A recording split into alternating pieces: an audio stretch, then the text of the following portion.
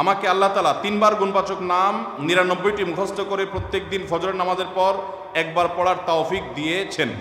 এখন আমার প্রশ্ন হলো, আসমাউল হোসনা বা আল্লাহর 99 নাম কিভাবে আমল করতে পারি এবং কিভাবে আমল করলে সওয়াব হবে?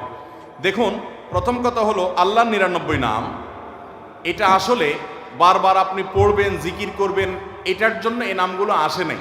আল্লাহর 99টি গুণবাচক নাম মুখস্থ করার ফজিলত আছে এবং যে মুখস্থ করবে এর অর্থ বুঝবে, এর প্রতি সে ঈমান আনয়ন করবে, সে জান্নাতে দাখিল হবে, ফজিলত আছে। কিন্তু এটার মূল উদ্দেশ্য হলো এই নামগুলোর প্রতি বিশ্বাস করা, ঈমান আনা।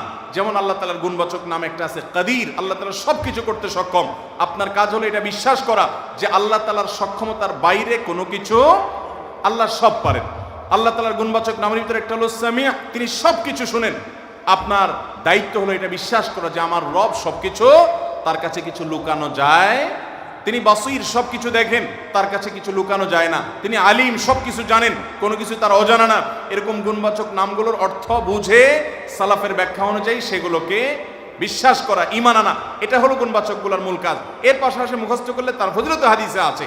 কিন্তু আমাদের দেশে অনেকে দেখা যায় অমুক নাম এতবার পড়লে অমুক লাভ হয়, এটা তাজরিবা দ্বারা এটা আমল হিসাবে কেউ করতে পারেন, কোনো অসুবিধা নেই। কিন্তু এটাকেই আল্লাহর গুণবাচক নামের মূল বানিয়ে নিয়েছে। যেমন প্রশ্নকর্তার প্রশ্ন দেখে বোঝা গেল এটা ভুল।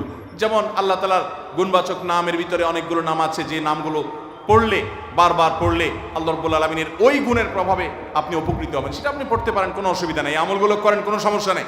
তো মূল কাজ হলো আল্লাহর গুণবাচক নামের অর্থগুলো জেনে সেটার উপর ঈমান আনয়ন করা।